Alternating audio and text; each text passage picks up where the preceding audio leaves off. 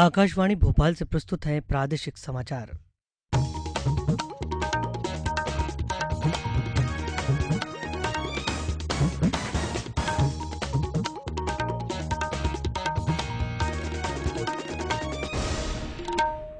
नमस्कार, समाचारों के साथ मैं रत्नेश सोनी।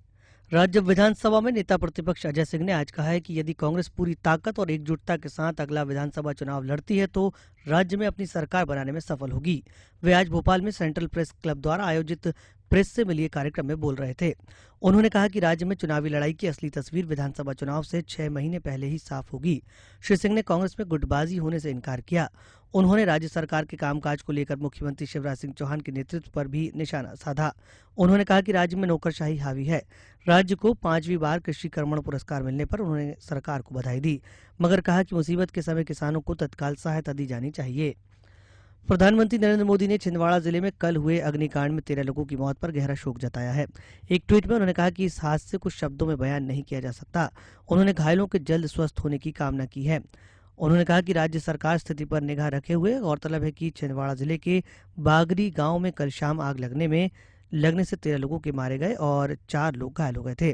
ये दुर्घटना उस समय हुई जब हर्रई विकास खंड के तहत बागड़ी में सहकारी केंद्र में मिट्टी का तेल और अनाज वितरित किए जा रहे थे। दुर्घटना के मजिस्ट्रियल जांच के आदेश दे दिए गए हैं।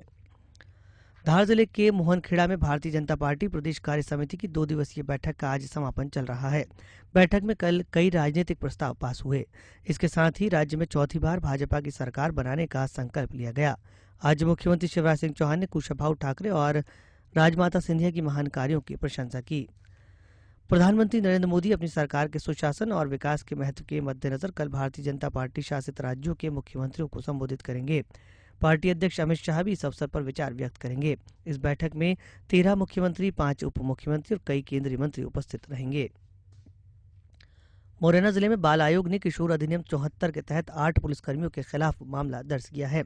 हमारे संवाददाता ने बताया कि यहां एक आपराधिक मामले में एक नाबालिग की बाजार में पुलिसकर्मी द्वारा सरेआम पिटाई की गई और जुलूस निकाला गया।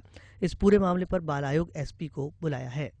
आज पृथ्वी दिवस है। विश्व भर में पर्यावरण सुरक्षा के संदेश पर बल देने के लिए इससे मनाया जाता है। इस वर्ष का विषय है पर्यावरणीय और जलवायु जागरूकता।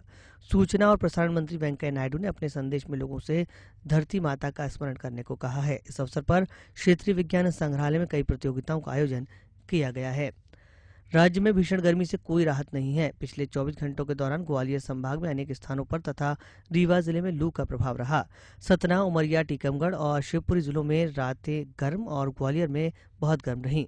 अधिकतम तापमान इंदौर, उज्जैन संभागों के जिलों में सामान्य रहे। अन्य संभागों में सामान्य से काफी अधिक या अधिक रहे।